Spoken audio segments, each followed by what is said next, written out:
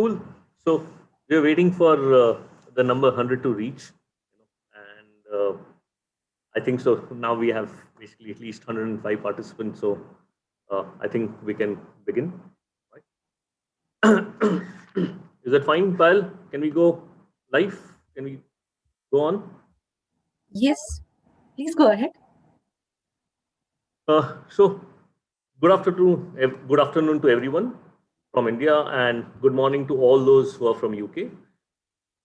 I would like to extend my warm welcome to all of you.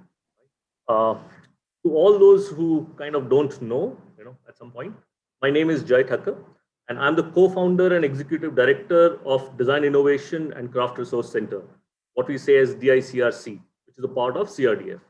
I'm also an associate professor and a head of exhibition at CEPT University. I'm very much delighted to see all of you here for the exhibition Itiha, Stories and the Tradition of Vernacular Furniture. This exhibition is part of a very special project, Vernacular Furniture of Northwest India. It is a collaborative project between DICRC, CEPT University, and the South Asian Decorative Arts and Craft Collection Trust, SADAC, which is in Norwich. So, as I was saying, that the 6-year-long project has been very close to us. And let me explain how and why this project will change the way we are going to look at furniture in India.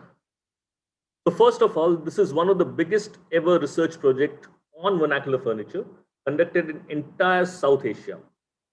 Now imagine finding a local day-to-day furniture in various villages, towns of Gujarat, Rajasthan, Punjab, and Haryana, 4 states. It is pretty tough. It is easier to find vernacular architecture, something which is remaining fixed, but how does one find furniture which is stuck inside the houses? The solution to this was people network research. We had been getting information from rickshawalas to friends to families to scholars to CM, to find this vernacular furniture across all the states.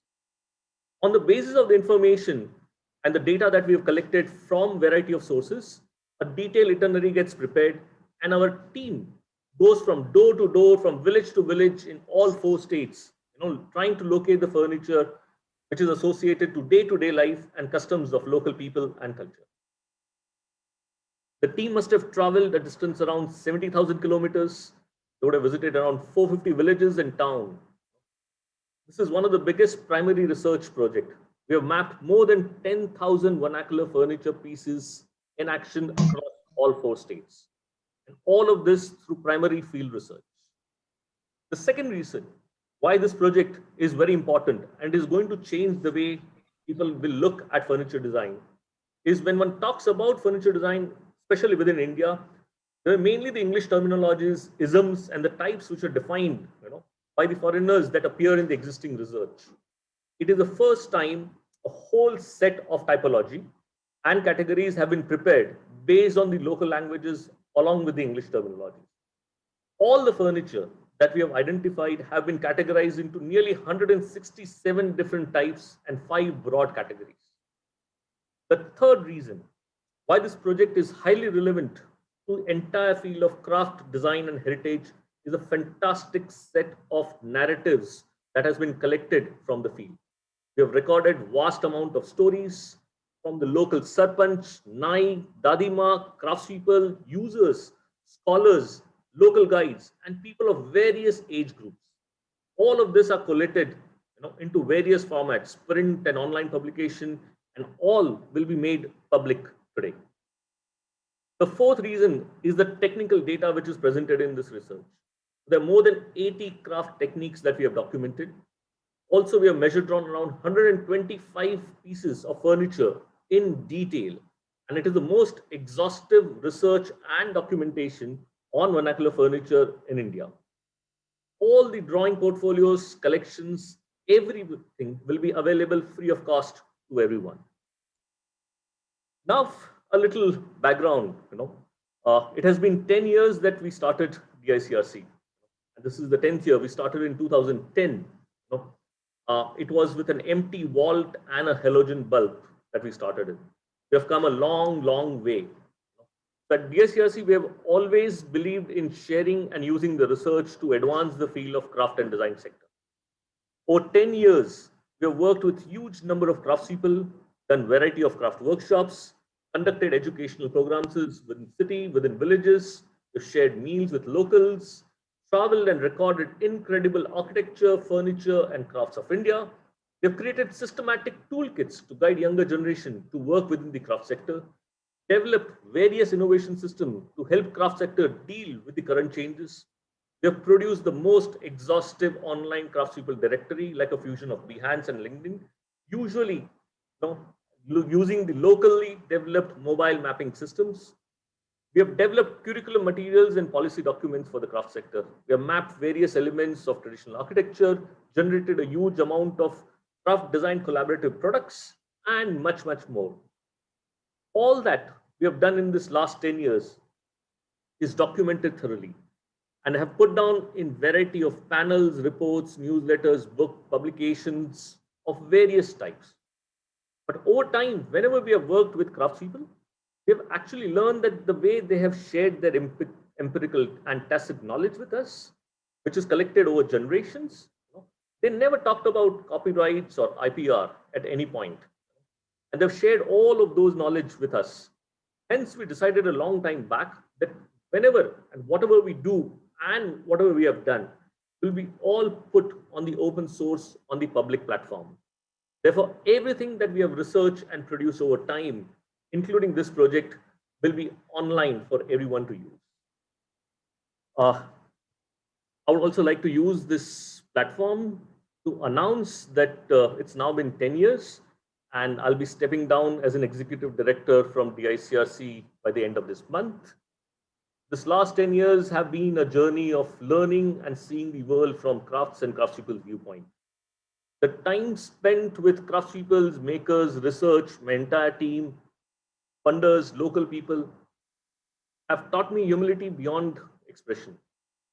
Another most memorable event over the years is our intense discussions, discourse, arguments, brainstorming, and sharing of ideas, especially over lunch and pizza parties. I would like to tell you that whatever we have done till now would not have been possible without our amazing, hardworking, dedicated, passionate, and fun-loving DICRC team and my supporting family. I owe them a lot. Thank you very much. Now I would like to introduce Dr. Philip Millward and Ginny Millward, who have been the most humble funders we have met till now. They've supported the entire project of Vernacular Furniture of India. They have been very kind to invite us to their houses in UK and have supported this research in every possible way. Thank you, Philip and Jeannie. I would like to introduce Dr. Ben Cartwright, curator at SADAC, who would now talk about their role within the entire project of Vernacular Furniture of India. I would now hand over the baton to Ben. Thank you, Jay. That's great. So Philip and Jeannie are locked down in the countryside and their internet is not very reliable. So they've asked me to say a few words on their behalf. So Philip and Jeannie Millward, the lead trustees of SADAC and the South Asia Collection Museum, first met Jay in early 2015. They discussed the wood-carved architecture of Northwest India and learned of the book that Jay had written on the subject. They also discussed the vernacular furniture of the area. This was on a visit to Sète, and specifically how hard it was to get accurate information on where that furniture came from, its age, and how it was used. For example, they were told a certain item in the collection was over 200 years old, and our recent research has found out that it was made in the early 20th century. They arranged for Jay to visit us in Norwich in the summer of 2015, funded by Charles Wallace Trust Simon Digby Memorial Charity Scholarship, the first of many for which we're truly grateful. During his visit, Jay documented architectural pieces in the collection. They also worked up a plan to survey the vernacular furniture of Gujarat. This was the basis for starting the project in late 2015, and the rest, as they say, is history. Philip and Jeannie would like to thank all of the team in Ahmedabad and Norwich for all of their hard work in bringing this to fruition. They would not have believed that these early discussions would have resulted in 3 books, several exhibitions, 4 catalogues, and now a brand new website. Thank you to everyone who is involved. And now I'll hand back.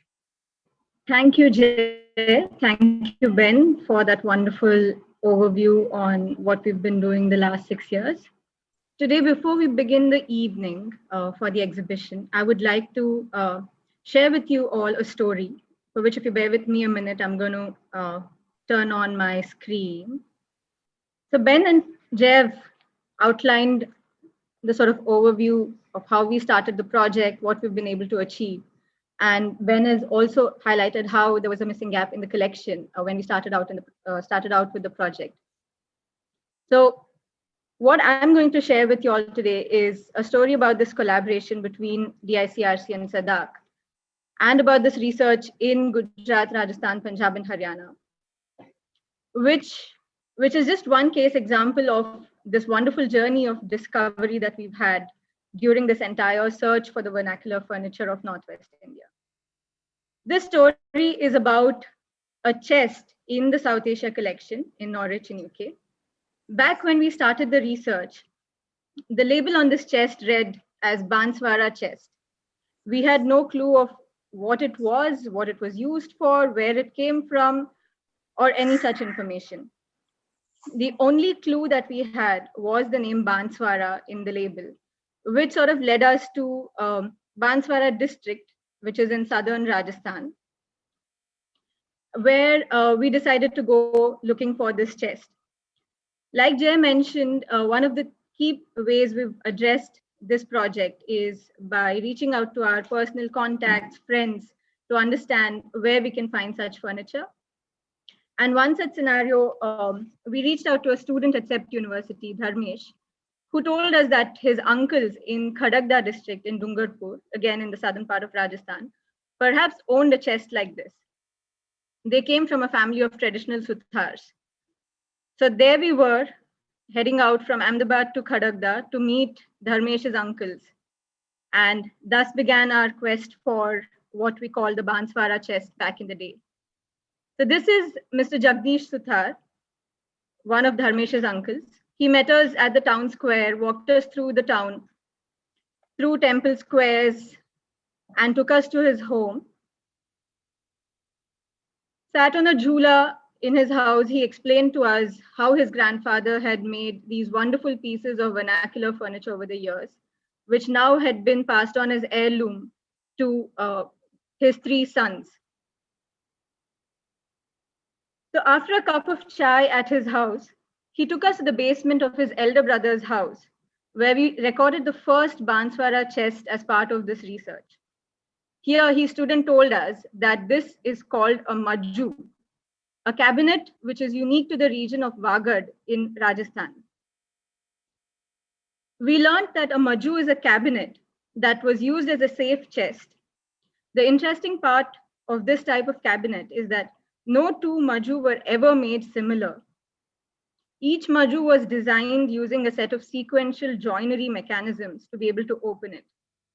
So at any given point of time, only 2 people knew how to open it: the Suthar who had made it and the owner who had commissioned it. So the knowledge of opening a Majju would be actually passed on as heirloom knowledge from generation to generation, along with the Majju itself. With the help of Jagdish ji, we went home to home in Khadagda, looking at many more Majju, understanding how these could be opened up. What was the mechanism of these secret compartments that made this Majju unique to the region? Jagdish ji was also kind enough to share his own knowledge of carpentry that he had learned from his grandfather and father. And he had his share of tools which he still used to make furniture with. Through this story, what we were able to do is actually contextualize the piece back in the collection by giving it a name. So it is now called a Majju. We were able to record several more Majju in Rajasthan with the help of Jagdish ji. This is just one story that we're sharing with you today. Through the last 6 years, we visited more than 450 places and met more than 5,000 people who have helped us with recording vernacular furniture. People welcomed us into their homes, offered us water, food, and even a place to stay many a times when we needed it. They opened up their personal stories and experiences to us with no absolute apprehensions at all. The Maju was just one type of vernacular furniture that I've shown you so far. Over the 6 years, we've recorded more than about 167 types of vernacular furniture and about 8,000 different examples of vernacular furniture across Gujarat, Rajasthan, Punjab, and Haryana. Like Jay mentioned, one of the challenges of this project was how do you start categorizing vernacular furniture when it does not fit into what are preconditioned ideas of furniture. So the various examples of vernacular furniture that we were able to record, we decided to categorize them under 5 areas of use based on use. So vernacular furniture we realized was essentially use-based. So people either used furniture for sitting, for sleeping, for storage, to place things on. And the 5th category that we looked at were a number of objects that were used in conjunction with these vernacular furniture types. So this has been our way of looking at vernacular furniture based on their own uses: asan, manch, manjush, sapat, and vastu. And under each category, we have identified several types of vernacular furniture.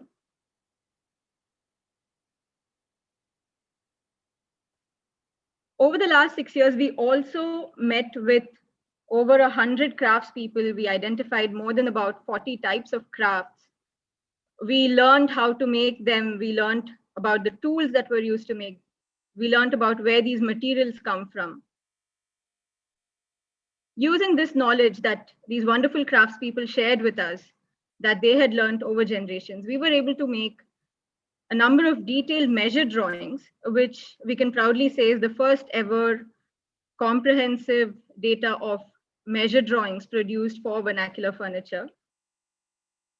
We even were able to break them down into components and develop exploded drawings, which we hope in the future will help in probably restoration and conservation of vernacular furniture, or perhaps make more new pieces. Through this journey, of which you're going to hear more this evening, we were able to produce several outputs.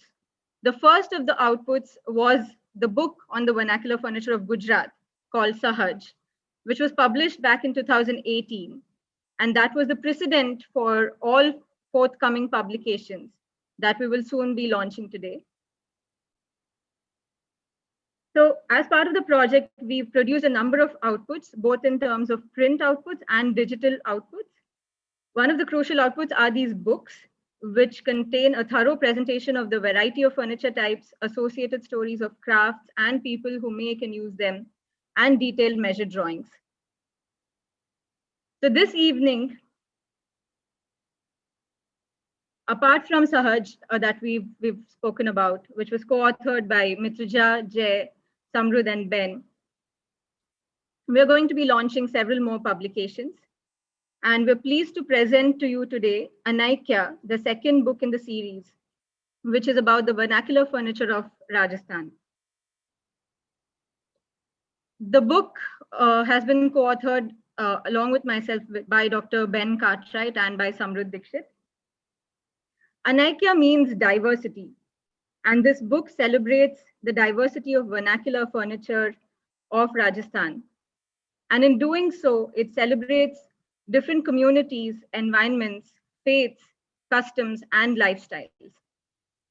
As you can see here, in Anaikya, there are stories of the people who make and use vernacular furniture, descriptions of the crafts involved, and a set of exploded drawings that help to show how the furniture is constructed. We also introduce places and lifestyles and use a wide range of photographs and illustrations to show you the same. This book will soon be available to buy through the CEPT University Press, and we hope you will enjoy sharing this journey of the vernacular furniture of Rajasthan with us. A number of outputs are being launched this evening, which my colleague Rishabh Jain will introduce to us all now. Over to you. Thank you so much, Mansi.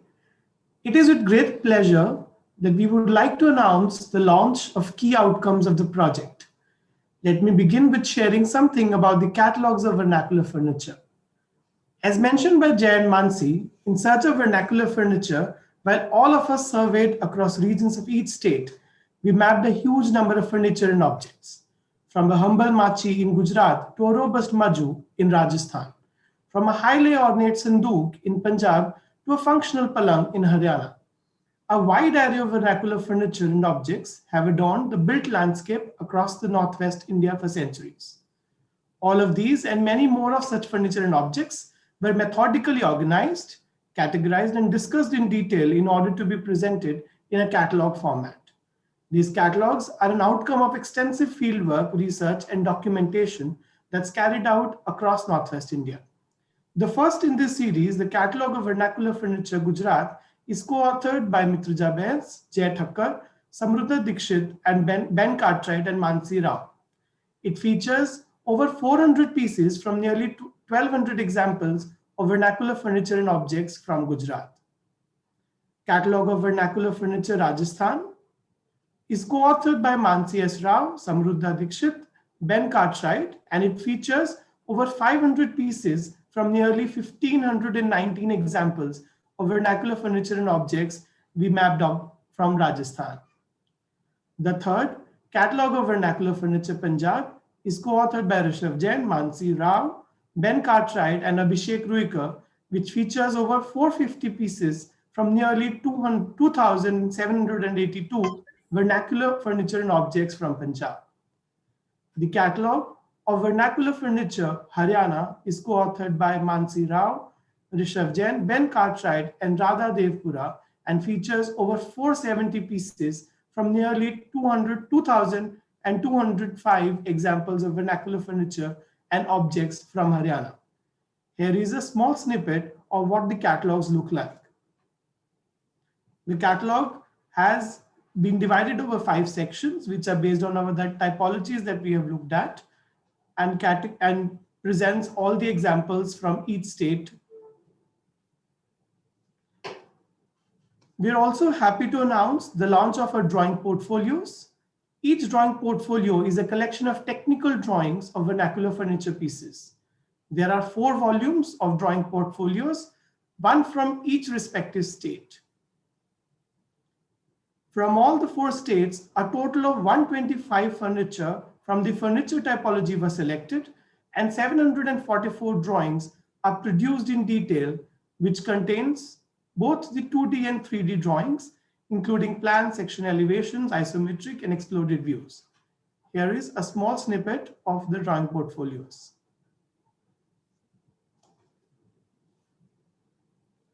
All of these print publications are published by the CEPT University Press and will be available to buy soon. Apart from the print publications, we are also pleased to announce the presence of these outcomes of this project across a variety of digital mediums. To begin with digital platforms, it gives us immense pleasure to announce our collaboration with Google Arts and Culture. Starting today, over 2,000 items, 10 exhibits from this project can be viewed online on Google Arts and Culture by people around the world. Thanks to this new virtual exhibition, users will be able to see vernacular furniture like Maju, Pataro, Kotlio in just few clicks at this platform. 10 specially curated virtual exhibits have been developed for online visitors, which tell the story of vernacular furniture of Northwest India. You can also dive in deeper and explore specific crafts and how are they designed, including their 3D renderings. We have also put up all the work produced as part of our project on our website, vernacularfurnitureofindia.com. The website, imagined as a repository of everything around vernacular furniture, can be navigated through all its various sections. Typology, detailing the furniture categories, states discussing the nuances of each state, which we have mapped. Collection features all the vernacular furniture and objects mapped during our entire project. The measure drawing plates of furniture are housed under the drawing section. The map showcases the exact geographical locations and other details about each furniture and object. The publication section features the key outcomes of the projects, books, catalogs, drawing portfolios. The resources section is a repository of everything that has been developed in as part of the project, whether it's newsletter, publications, presentations, and every other output of the project. The exhibition can also be viewed through this exhibition section. In the About section, you will be able to see more detailed information of the project, the methodology followed, and the network of the people involved in it. Now, without taking any more of your time, we are pleased to announce our exhibition, Itiha, Stories and Traditions of Vernacular Furniture, open. I would now request my colleagues, Mitruja, Samrut, Abhishek, Radha, Daksh and Piyush to take you through the exhibition. We came across this beautiful display of vernacular furniture and objects during our visit to a Kathi family Darbargarh in Amreli district of Gujarat. The two massive ornately decorated brass chests immediately caught our attention. Sensing our astonishment, one of the family members informed us that they were patara, hope chests. A Kathi wedding would be incomplete without a patara. They further explained to us how various communities in Gujarat had a tradition of commissioning decorative hope chests for a bride-to-be to carry her precious belongings from her parents' home to her husband's. The nomenclature and the design of these chests varied from one community to another. More stories unfolded as we indulged in a lengthy conversation with the family over a cup of tea. Today, we are here to share with you many such local stories and traditions related to vernacular furniture of Northwest India. The Vernacular Furniture of Northwest India project was initiated in December 2015. The aim of this project was to identify, map, document, and conduct research on vernacular furniture. With no previous research on vernacular furniture of India, this project initially started as a data collection exercise to identify different types of vernacular furniture. Now, after traveling 62,000 odd kilometers, visiting 429 places, and mapping 7,886 furniture items and objects in the last 6 years, this project has bloomed into an extensive research on vernacular furniture of 4 states: Gujarat, Rajasthan, Punjab, and Haryana. And it seems that our journey has just begun. In order to give a direction to this research, it was important for us to first define vernacular furniture. Vernacular furniture is the traditional, everyday furniture belonging to a particular region or community. It is the furniture of the people, made by specialized craftspeople, often embedded in the community, or by the householders themselves. It is often constructed to fulfill specific roles, whether practical or ceremonial, by the people who recognize what these needs are. In a country like India, where the vernacular fabric changes every few hundred kilometers, a region's architecture, interior architecture, furniture are excellent examples that reflect several social and cultural aspects of that particular region. Collectively, these elements provide a unique identity to a community or a region as a whole. Now, Samruddha will explain the methodology developed to conduct this one-of-a-kind research project. Vernacular furniture is a testimony of our rich and diverse society and our material culture. As Mitruja mentioned, there is a first of its kind research project on vernacular furniture of Northwest India. Now, let's look at the method we developed to conduct this study.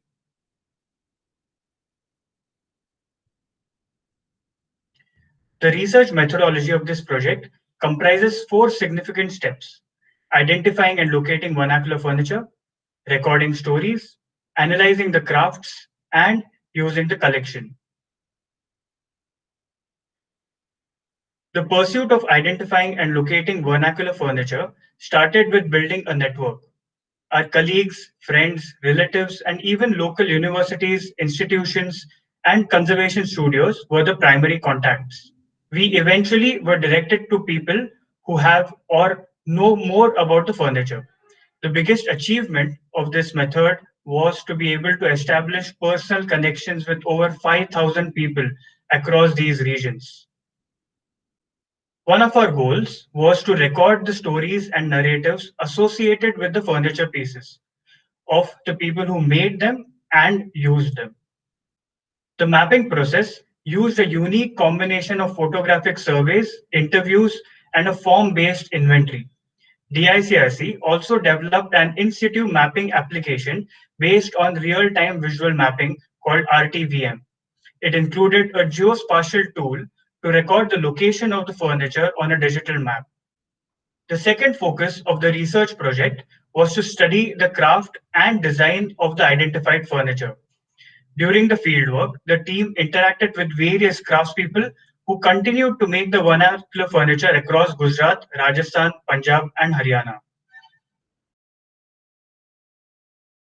Visual documentation tools like measure drawings and detailed photographs of furniture and the making process enabled the understanding of materials and techniques employed in crafting the furniture. The team prepared detailed measure drawings on field to understand the tectonics of the furniture. These drawings were then digitally drafted to produce 3D renders and 2D technical drawings. A set of digital drawings have been compiled in the respective portfolios of each state. The South Asia collection in Norwich, UK, cares for several vernacular furniture and objects from Northwest India. The collection was a pivotal reference to initiate the project. Firstly, the photographic inventory enabled us to communicate with the regional scholars visually.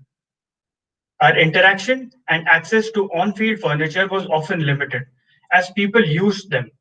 The South Asia collection facilitated the time and space to analyze such pieces further.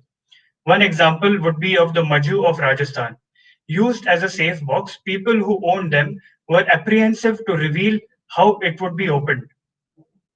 Studying one of the Maju in the collection, we were able to understand the opening mechanisms and discover over a dozen secret compartments. This study is also important for the collection as it will eventually feed back into the research of the museum pieces. Now, Abhishek Ruekar will walk us through the typology categories classified for the first time for India's vernacular furniture. With such detailed methodology and process, one of the important things developed during these 6 years is creating a typology for vernacular furniture.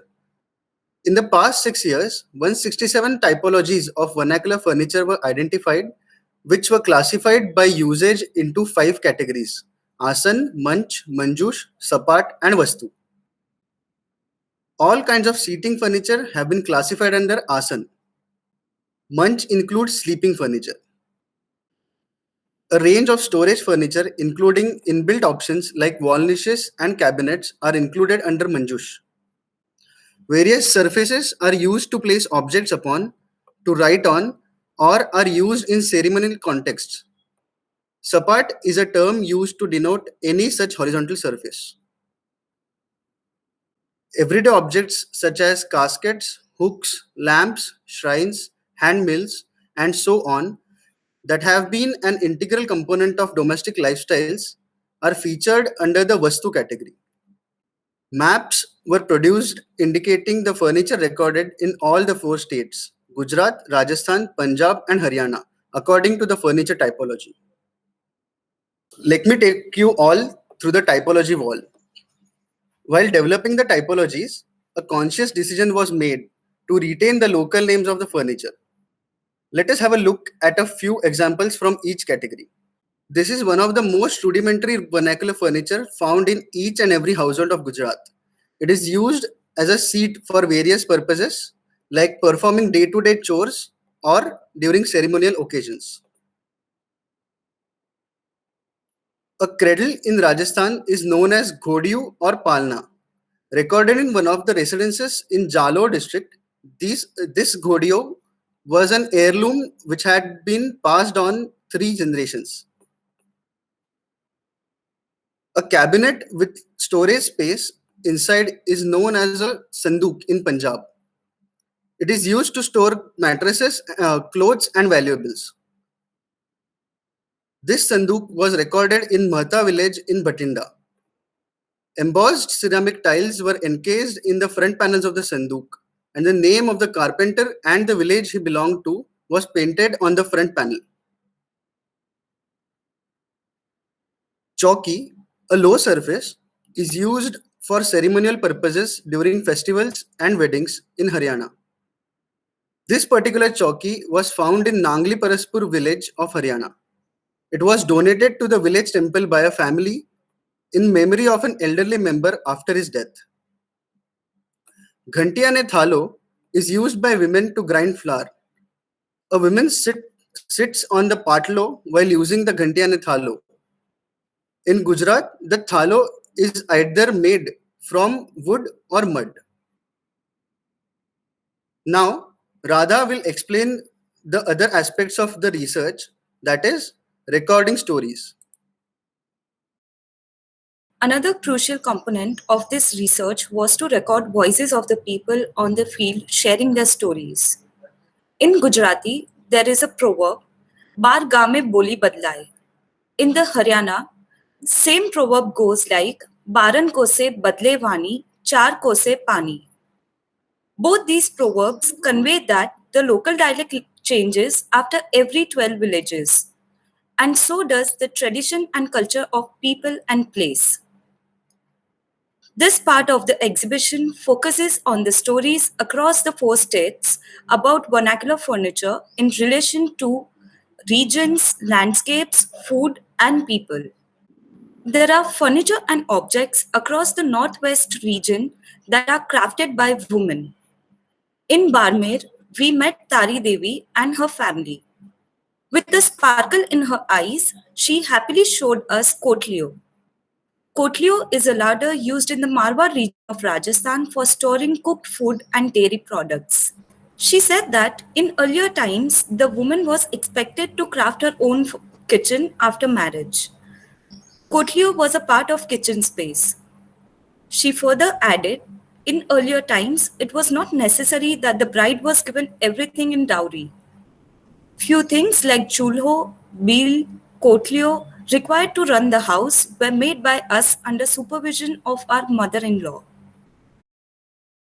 Most often, all the women in the house participate and help the new bride to build the kotlio.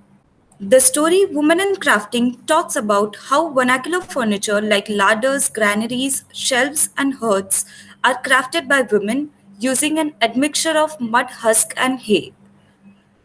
These furnitures are decorated using mud relief patterns. While the team was traveling from Jodhpur to Pipar village in the dry summers of Rajasthan, they stopped by at a shaded place to quench their thirst. A cluster of large terracotta pots filled with water were kept for the passers-by to drink. The reverence of water is extremely high in the state of Rajasthan due to scarce rainfall. It is seen that the limited availability of water has been reflected in such intrinsic hospitality as the culture of Rajasthan. Pyavu are clean and maintained by people residing in the nearby communities. In residences, the dedicated place where water pots are kept is known as Paniara, Parindo, Pendo, Ghaduchi in different parts of Rajasthan.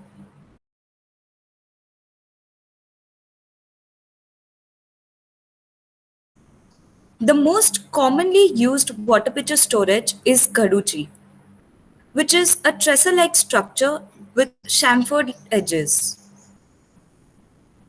Water pots can be stacked on one another on Ghaduchi, whereas the water pitcher storages that are built in walls are known as Paniara and Parinda in Rajasthan. An evening while walking on the streets of Firozpur in Punjab, the team knocked on the doors of Jaswinder Singh's house. In one of the corners of their living room, a sanduk was kept, and on the walls, a chhaj, a colorful induni with tassel hangings on it, was hung on a khuti. A glass of lassi was offered to the team by the eldest daughter of the family, who was about to get married in a few months. Jaswinder Singh and his family spoke about the preparation of Daj for his daughter. He informed that furniture like sanduk, peti almari, manja, palang, induni are given in Daj to the daughter. The preparation of Daj for the daughters starts at the time of her birth. In previous times, for making cabinets and chests like sanduk and peti almari, trees were grown in the fields and were taken care of specially. The wood from that tree was then given to the mistri, carpenter, for making such furniture to be given to the daughter in her daj. A Maju displayed here is from the South Asia collection, Norwich, UK. Maju is a cabinet on wheels. While documenting it, the team found that there were 16 secret compartments and a hidden shelf in this Maju. The head of the household and the sutar would know how to unlock these compartments. The knowledge of unlocking would then be passed on to generations. Now, Daksh will explain about the resources developed during these 6 years. The 6 years of research has been documented and presented through various resources and outcomes like books, catalogs, newsletters, and academic work. The catalogs of each state features over 400 pieces of vernacular furniture and objects from their respective states. This is an outcome of extensive fieldwork, research, and documentation. So the first book in the series was titled Sahaj, Vernacular Furniture of Gujarat, which is co-authored by Mitraja Vyas, Jai Thakur, Samruddha Dikshit, and Ben Cartwright. It features the furniture of Gujarat, and each furniture type is accompanied with detailed physical information such as materials, construction methods, scale drawings, and exploded drawings, and all of which are developed using 3D modeling softwares. The book also contains human stories such as location, contextual photographs, and oral histories. The next book in the series is titled Anikya, Vernacular Furniture of Rajasthan, and is co-authored by Manasi S. Rao, Ben Cartwright, and Samruddha Dikshit. It addresses the diversity of vernacular furniture and the ways in which it is linked to the crafts and cultural heritage of Rajasthan. It also addresses the position that vernacular furniture occupies in the present-day trajectories of development. Drawing portfolios have been produced of each state that contains detailed 2D and 3D information of the furniture. A total of 124 sets of drawings have been made. It also has exploded and isometric exploded views of the furniture. And after every field visit, newsletters were developed which included the information about the furniture findings of that field visit along with its statistical data. Academic studios were conducted in the Faculty of Design, CEPT University by Professor Jai Thakur, which focused on vernacular furniture. The studios were titled as Recontained Past and Reimagining the Vernacular as Level 2 studios. The extensive research project like this would not have been possible without a large team. We would like to thank team members from both the DICRC and the SADAC organization for putting in their efforts in this project. We have met around 5,000 people on the field and have experienced immense hospitality from the people. Without their support, this project would not have been possible. Now, Piyush will take us through the website of the project.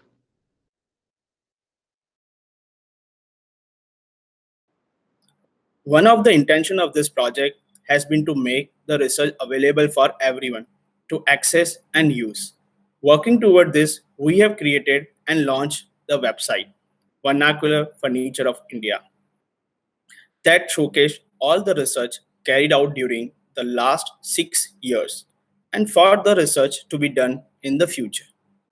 The website is a resource platform for people to engage with the various aspects of vernacular furniture. In-depth information about the diverse aspects of vernacular furniture are presented.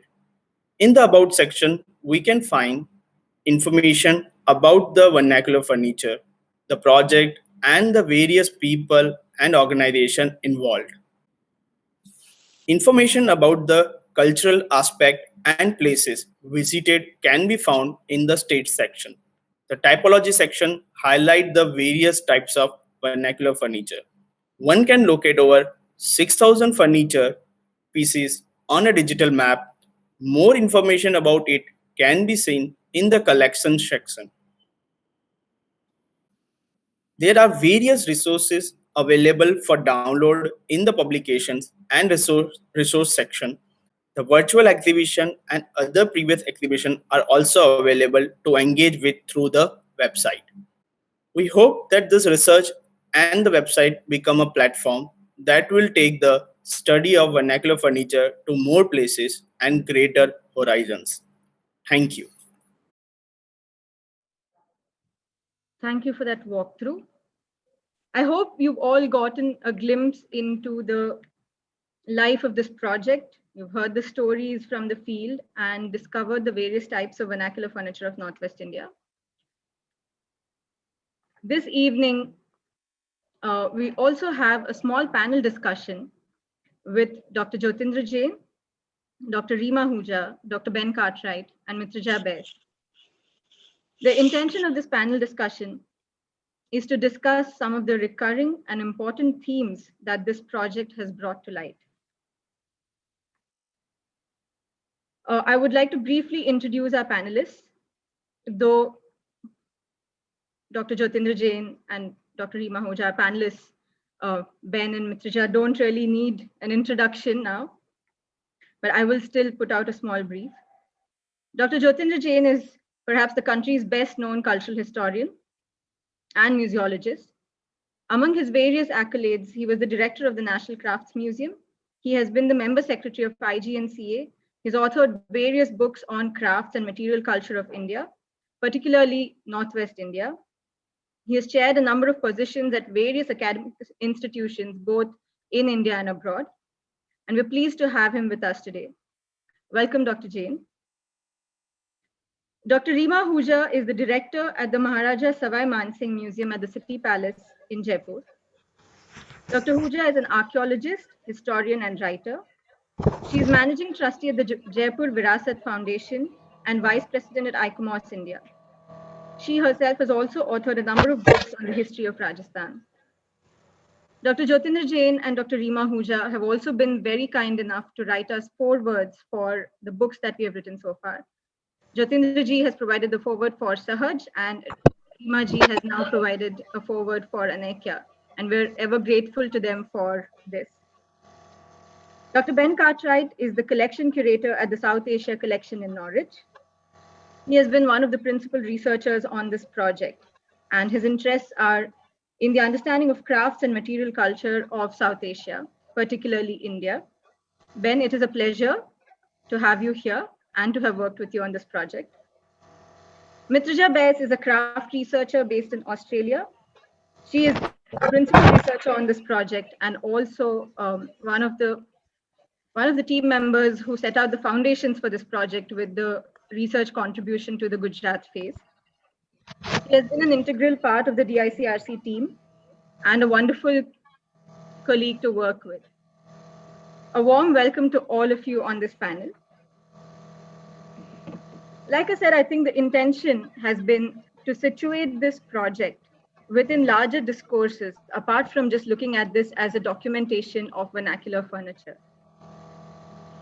When we set out to record the traditional everyday furniture of Northwest India, we organized our research into 3 phases in 4 states: Gujarat, Rajasthan, Punjab, and Haryana. Sometimes these state groupings made sense.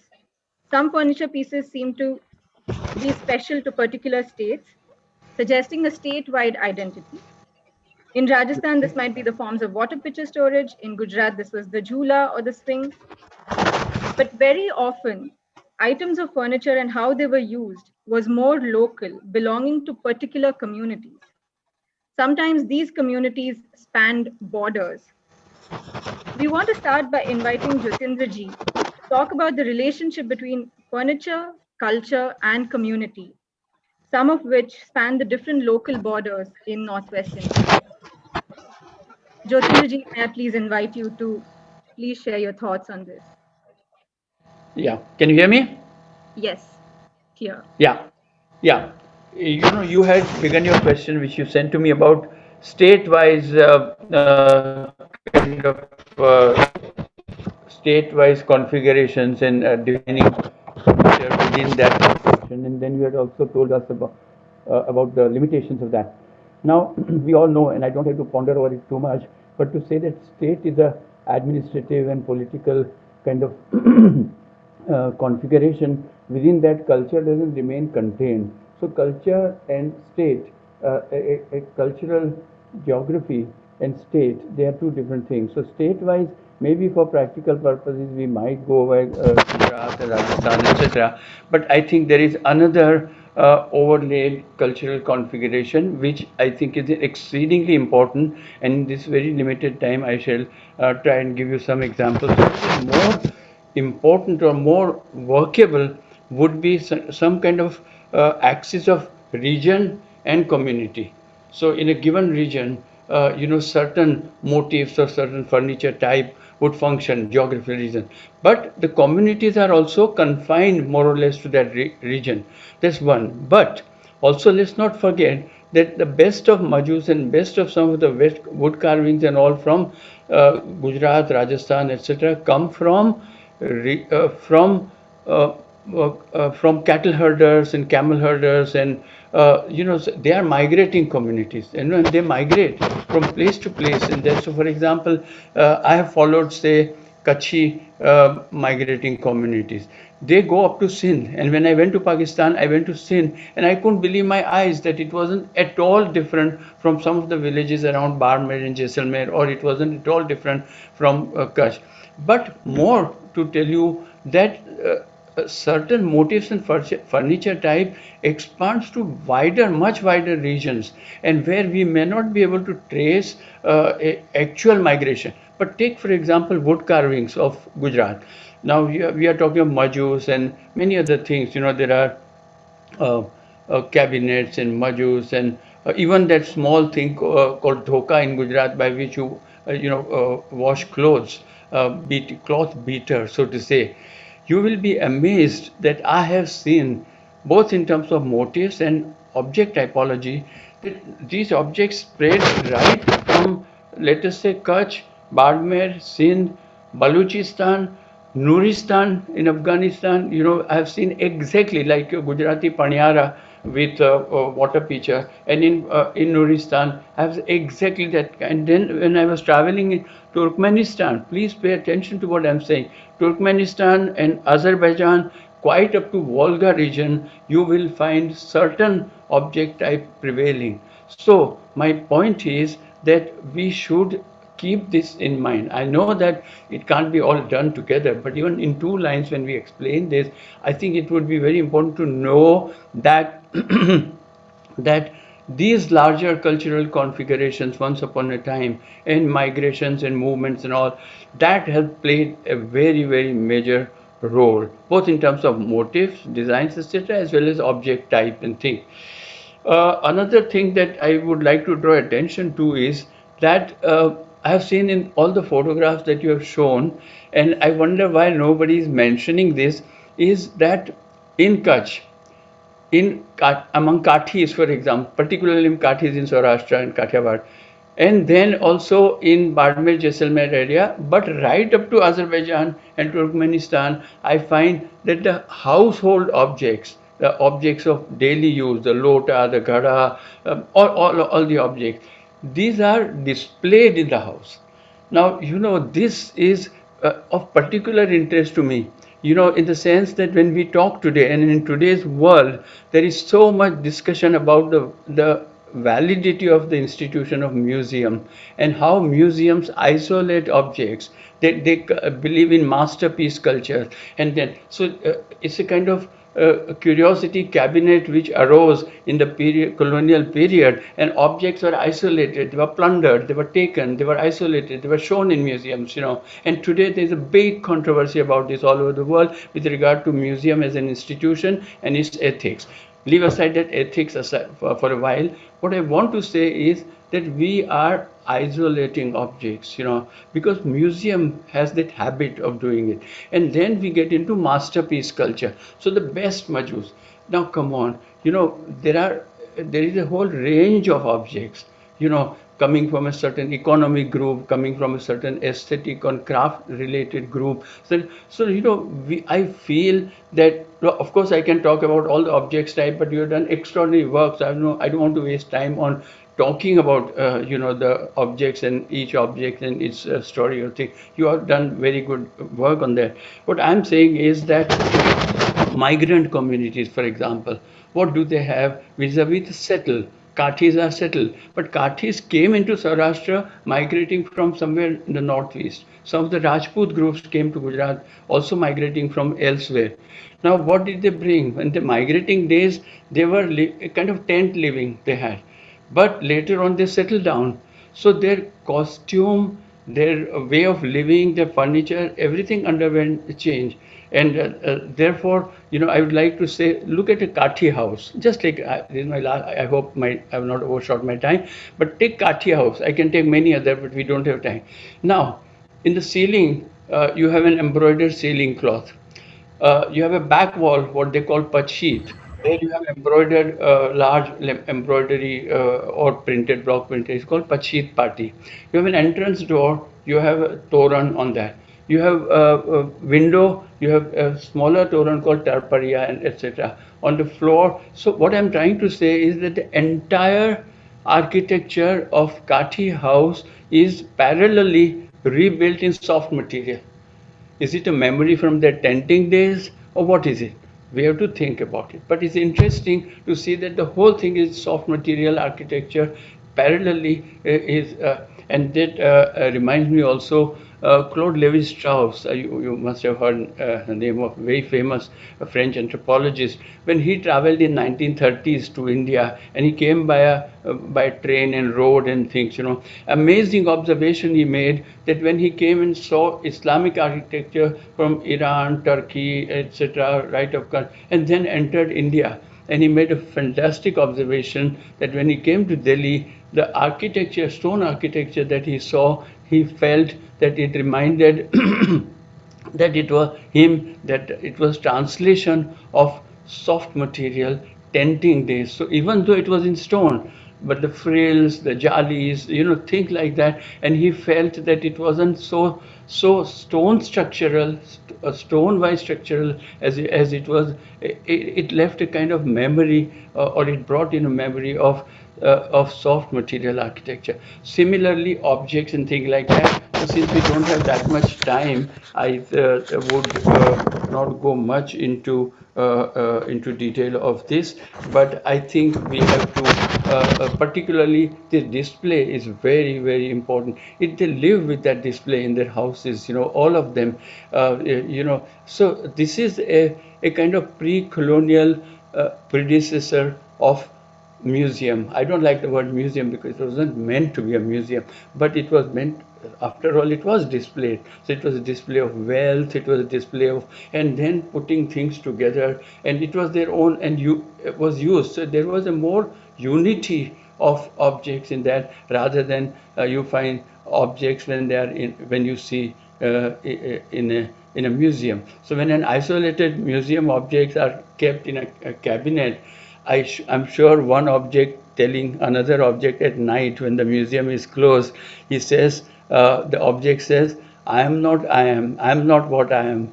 So, in the sense, without the cunning of Iago from Shakespeare, the thing is that the object is not what it is. I think there are many such things, which doesn't mean I'm bypassing the whole range of our work. 20 years in that region, I have a lot to say, but today I want to bring only that those aspects which I think are different and perhaps worth paying attention to. Thank you so much. and congratulations for all the fantastic work. I'm looking forward to have all the volumes in my house as soon as they are available. Thank you. Thank you, Jyotindraji, for those words.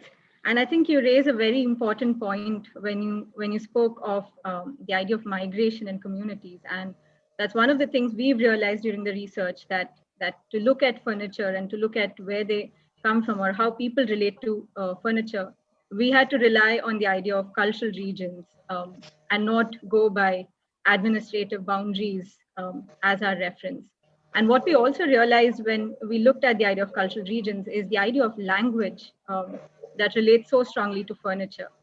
Because much like when people migrate and take with them their belongings, they also take language to different places. So one of the challenges for us, or rather one of the interest points for us, was to look at how language relates to the idea of vernacular furniture. And here I want to invite Mitraja. Mitraja, I want to turn to you. I remember our initial days from the project. And one of the first charts that we made on the pinup board at the center was categorizing furniture under the titles of bed and table and chair. And soon we realized that none of the images actually fit into those brackets. So the need for deriving a new way of identifying furniture was quite evident from the start for us. So could you please talk about the importance of language and local names in the process of identifying furniture here? Of course. Thanks, Nancy. Jyotindraji, it was a pleasure to hear from you about your thoughts on me. And I think I'll just pick one line from what you've just said to talk about what Nancy is asking me to.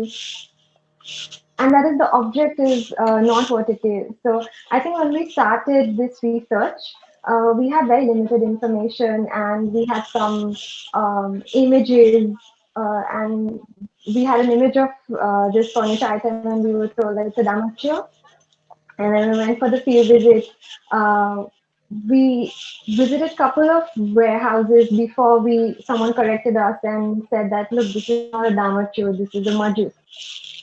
And that's when the whole story started, because as and when we carried forward with the field visit, we realized that categorizing furniture was not that simple. Because if you go to one house, they would use a majus to store objects, and then they would stack mattresses over it. And so that would be a majus and a damatio at the same time. Yeah. What we realized during the research also was that, as Radha also mentioned during the story, that Baal Gami Boli Badlai, I think that really caught the essence of what we were looking at, or what we were out there to find. That it's not, as you mentioned, reach like state boundaries, but cultural boundaries, and they sort of amalgamate within each other. So a furniture item, let's say manjus, it would be called manjush in one place, maju in another place. The essence of it was the same. So what we realized was that the local names and functions of the furniture items were so unique to the communities that used them, that it was just impossible to categorize them into chairs and beds and tables, as Nancy mentioned. So what we tried or attempted to do here was go to the local languages, and most of these local languages are derived from Sanskrit.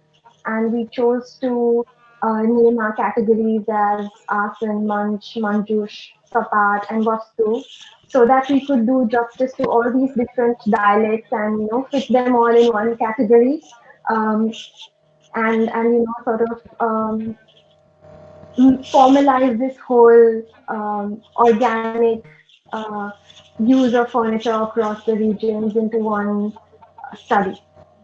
That's what we've tried to do with all our research projects here. Sanskrit word manjusha for a cabinet. Yes. Yeah. I'd just like to jump in here. I mean, I think it's so important to acknowledge the role of having a typology that fits furniture in the field in northwestern India. Part of the reason that a study like this has never been done before is because for far too long, cultural commentators have just failed to notice this incredibly rich cultural heritage right under their noses. And one of the reasons that it was missed was because it just didn't fit a westernized idea of what furniture was. And so what Mitraj is talking about, this kind of bringing back the localism to cultural heritage, will hopefully go on and allow other people to pick up this research and go out and explore vernacular furniture and really help to celebrate it as it rightly deserves. Yes, that's indeed the hope. In the interest of time, I'm going to quickly jump to Reema ji, whose of course, expertise and experiences are with Rajasthan and with writing history of Rajasthan. And Reema ji, thank you for that wonderful foreword for the book. And one point particularly caught our attention, which was the way you wrote about the idea of rapid change and transformation in the last 2 centuries, and how material culture has also started to change with lifestyles. What I want to ask you here is, in this context of change and transformation, how does this writing of everyday histories become important? Well, I think it's the archaeologist in me which keeps focusing back on the transformation part.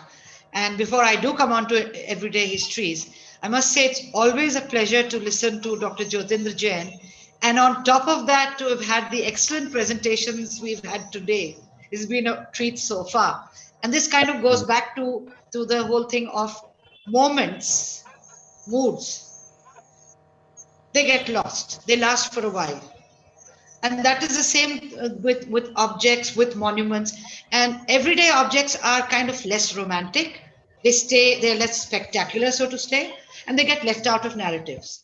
And I was thinking, having done the foreword, that there's a whole wealth of other information, like the stories and not just folk tales, but even penned tales that you have from the 12th century, from other periods, the songs, where they might talk about a cart or a khatia or a charpai, all of which have legs. So they are stringed cots of various types, but in people's mind, there's a difference.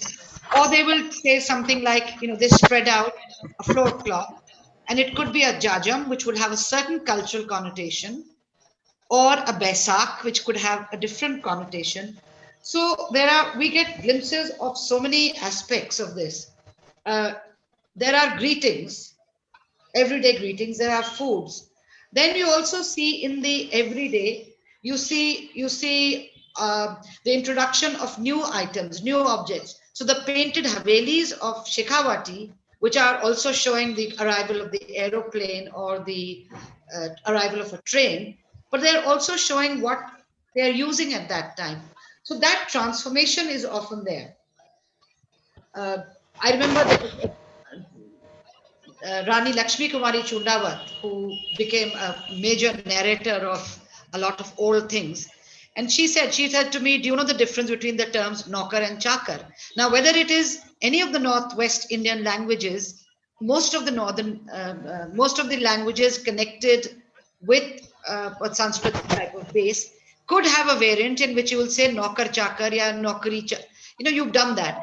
And to most of us, it means exactly the same, but it is not, according to her. So these nuances, Mitrija was talking about language a minute ago, the nuances that come in there are so many of these. What happens in the everyday stories, they're using local, it's symbiotic with nature. So they're using local wood. Barmaid would have used Rohira wood. Now what happens when you don't have that accessible? What changes come in with that? When you replace your objects, then a part of the history gets redundant. A part of the objects get redundant. And I was writing some of these things down about this. So my question to all of us is, and it's answered in what wonderful work you've produced. Are they important? Are they important to us? So is it important that a Bassi carver, now in the 60s, these are these little portable wooden shrines that you've documented, and there would be equivalents in other places. In the 60s, in the 70s, they took a vow because they weren't being able to sell them, that we will not make these anymore. Fortunately, they've gone back on that and we have them. But so many objects would have been lost. Well, object is the wrong word, but let's not go into semantics here. So many items that meant something culturally have been lost to us over time because they are maybe no longer relevant, or they've been mentally replaced, so that you don't have those low wooden chairs, whether it is in the Punjab or whether it is in Rajasthan or Gujarat, with maybe a sofa set or even a plastic chair. I was thinking of something like a jhula or a palana from some part of Punjab. Maybe it was even from the Ghazi Khan area. How, my father's side of the family would have had it. It was painted. It was very much like one of the things you have on a Ferris wheel, those four, or like an elephant howdah. And it was given to someone because my parents had preserved it and they gave it to someone. We never got it again. Why do those things stay in our minds? Because there's probably a link of some sort with them. It's an everyday object that sometimes becomes a thing of beauty, sometimes not. You talked about the thing of museums. So many things don't end up in that collection, and they are everyday. It could be a lock, it could be agricultural implements, it could be lamps. So we come back to the point that documentation is crucial, but documentation is slow. It's patient work, it's tiring work. The end product, of course, is it keeps alive a way of life that might stay on the way it is, that might evolve into something that is aesthetically equally beautiful but different, or it might just, we might just lose that aspect. And one of the things that this whole thing, that project of working on this wide swathe of territory, is that you're providing future researchers with a body of knowledge, a database that they can work with. Transformation is there. I was looking at these terracotta images we have of Rang Mahal, 2nd century Kushan Gupta, and you find that they're images. They're focusing on the image. They're not focusing even on where they are sitting. But some of them are, you have an image of Shiva sitting cross-legged, but he's sitting on a higher settee.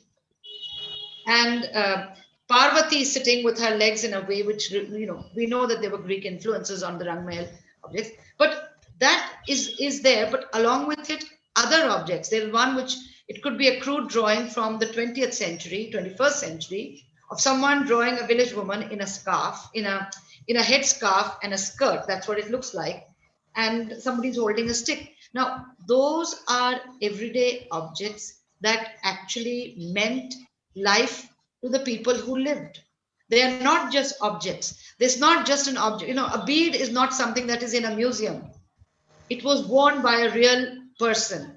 And when you talk about those, it keeps those people with us. I think I've said more than what is, for the time, more than what can fit into it. But thank you very much for this opportunity, and look forward to hearing Ben and you and all of the others.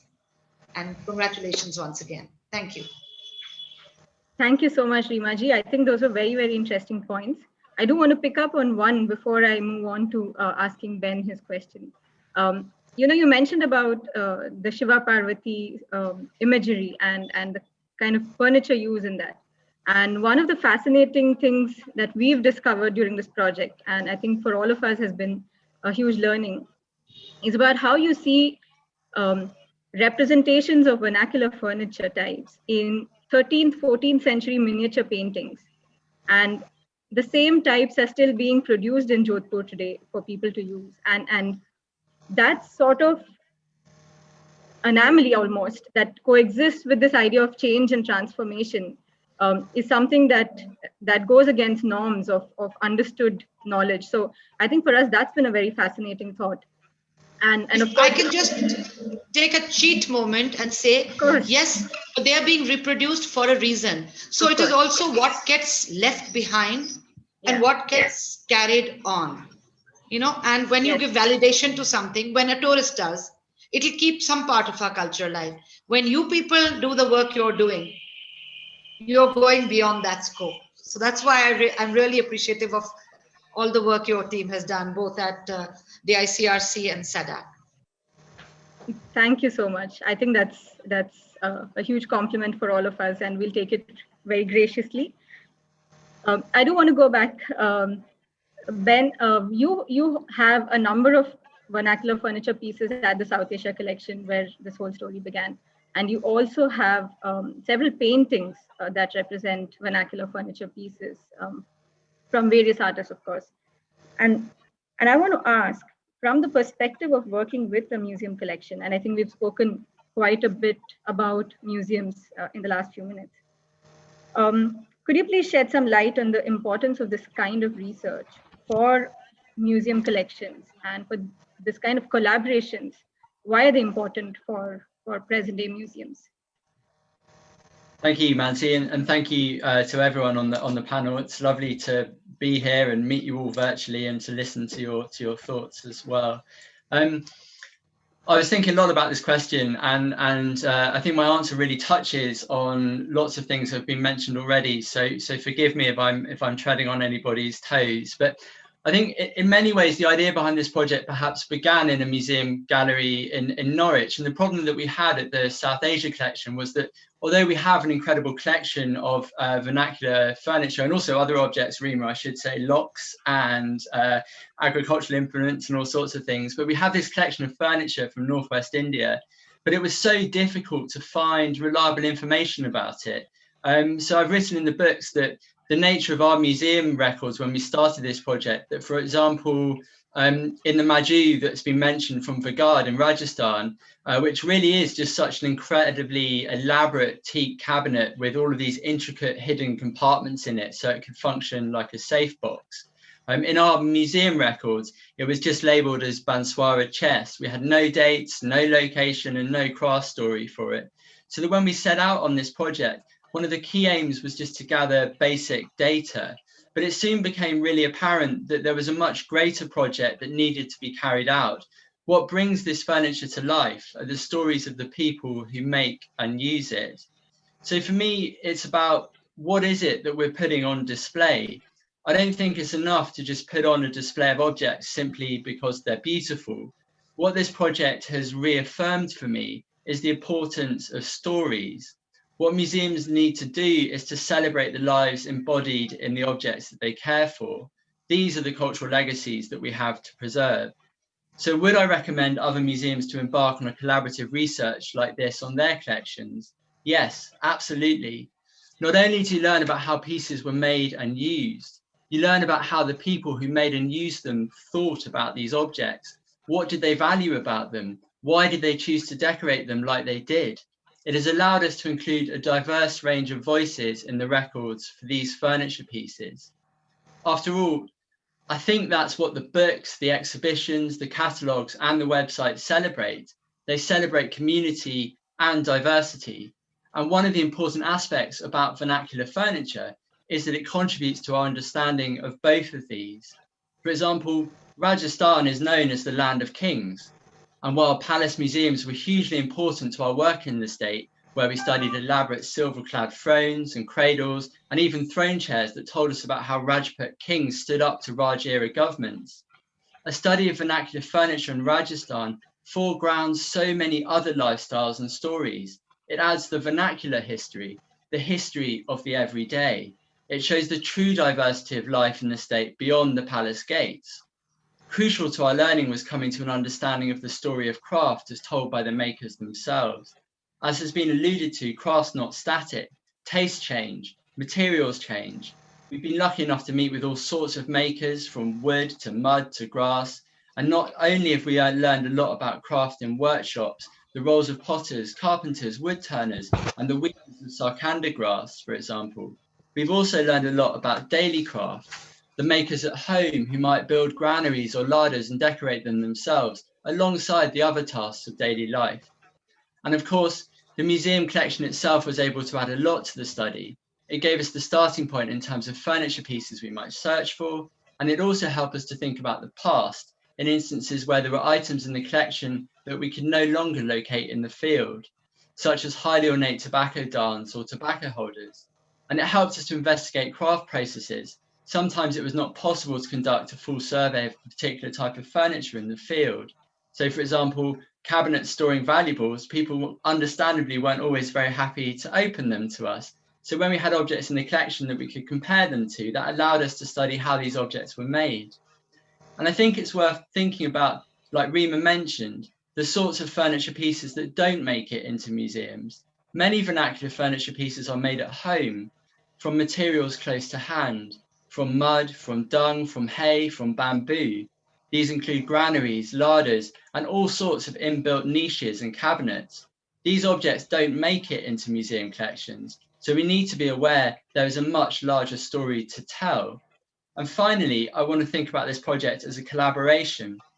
The teams from the South Asia collection and DICRC have been able to train each other in so much, in fieldwork methods, in design recording methods, oral history gathering, museum collection work. We've received multiple scholarships to take researchers between India and the UK and vice versa. We've given talks, we've put on exhibitions and trained students. And at the South Asia collection, as the South Asia Institute, we're really aware that much of our audience may never come to the UK, let alone to the museum in Norwich. So a project like this not only allows us to learn about objects in our care, I hope I have suggested it's so much more than that, but in many ways, it's also a form of reaching out. Thank you. Thanks. May I take half a minute, quarter of a minute, please, just to make a remark? Please You do. see the term vernacular itself, and Mitraja, you were talking about terminology. The term vernacular needs to be really re-articulated, because there are these categorical mechanisms that we have established, and they are then hierarchized also.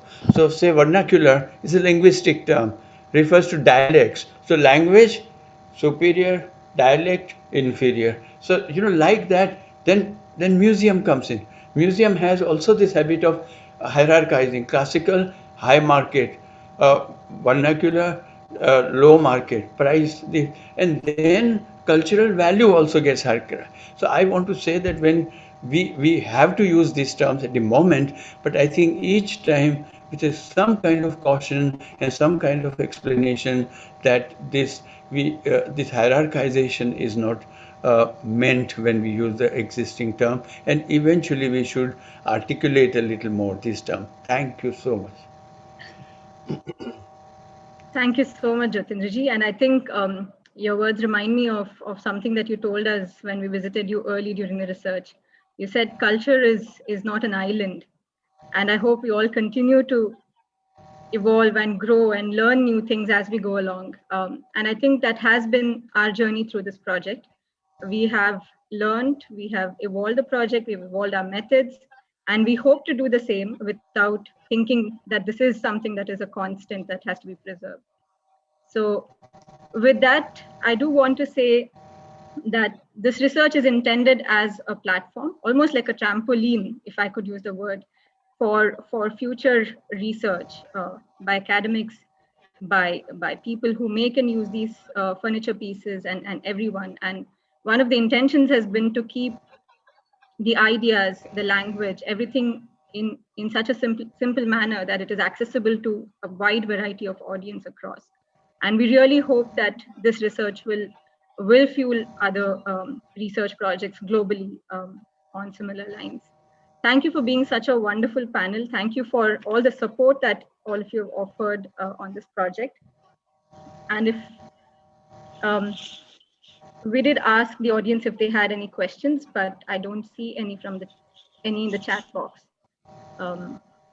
If there are any, I think the panel would be happy to take 1 or 2 questions. If not, I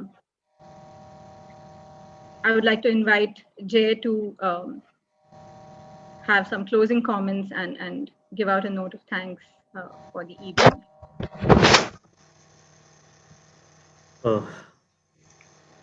Everyone. So I'm going to do one of the most important tasks and the most arduous task that one has to do, and that is provide the vote of thanks. That's one of the most important things for any of the projects that we generally do. One thing that we have realized in all this last 10 years is to make sure that we try and give credit to everyone. And I'll try and do my best over here. But the 10 years has so much of work, and we may not be able to thank everyone possible. So we are basically putting some GIFs, some images for you guys to kind of, also see the kind of people whom we have met. But let me begin. So this Mehmet project could not have been possible without the sincere, dedicated efforts and cooperation of many individuals, organizations. The list is kind of quite endless, but I'll try and put down a few critical and crucial names. So let me start by thanking Dr. Philip Millward and Ginny Millward, founders of SADAC. The support and immense faith in us has made this massive project possible.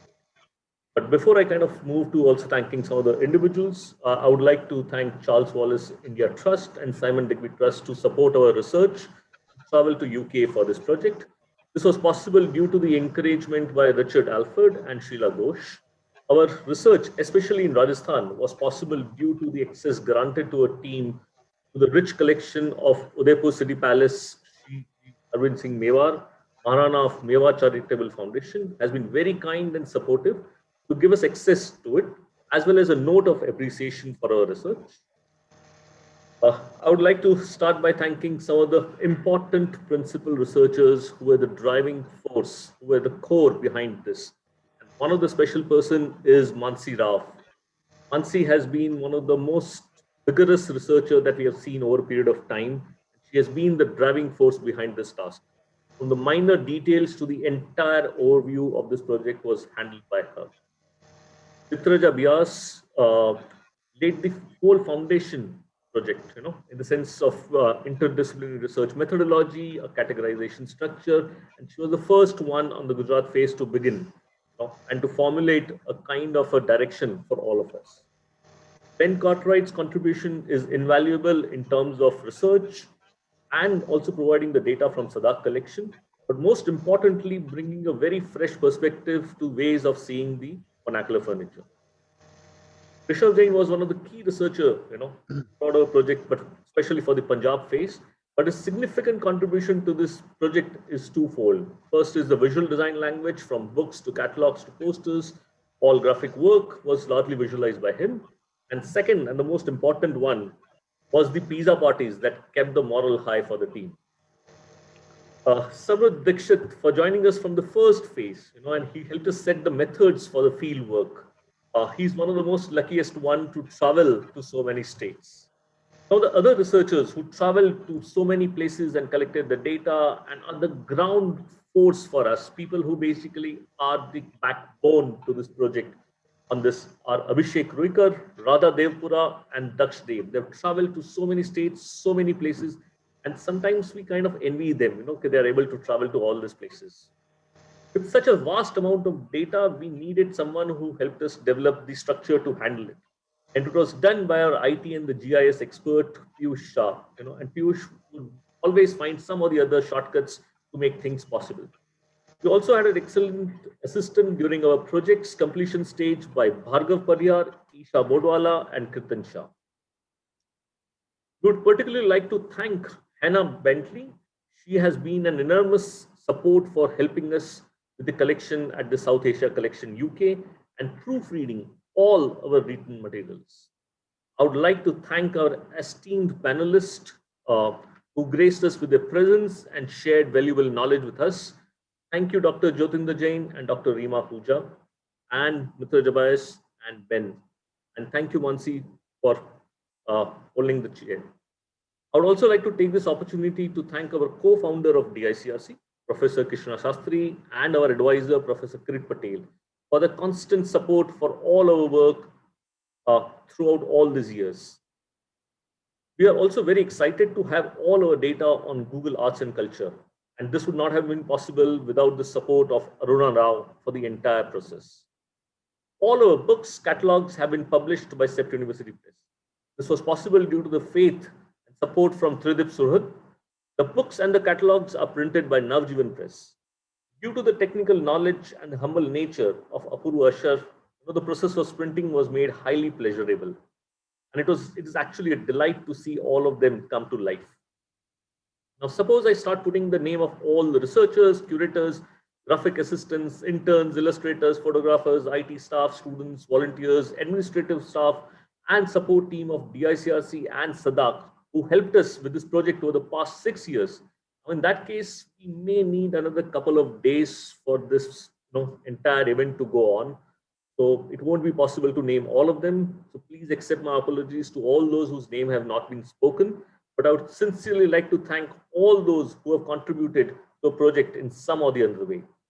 I would like to thank all the CRDF team, CEPT Exhibition, Communication, Finance, IT team, CEPT Press, CEPT students, Google Arts and Culture team, website design and development team, Navjeevan Press team, Autelia team, independent proofreaders, editors, and our design exhibition team in the Netherlands.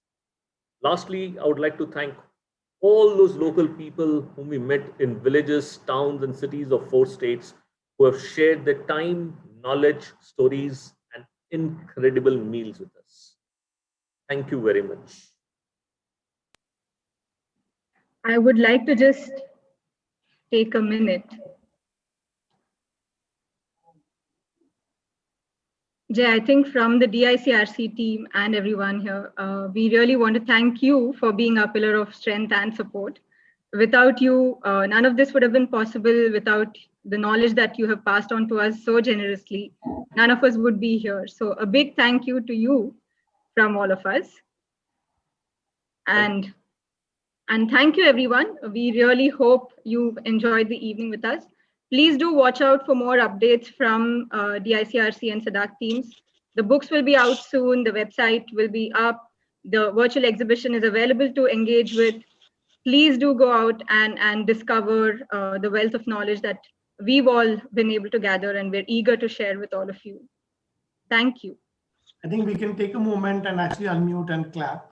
I think it's just nicer to hear it when we are physically there together. So I think all of us and from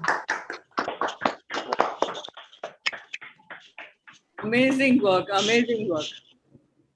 Thank you, Parul Ben. Very proud of all of you. I'm more proud because Jay did his training in my office, in our office. It all We'll soon share all the links of website, all the work, the exhibition, everything, through emails, through social media. So please do watch out. All of them will be available online.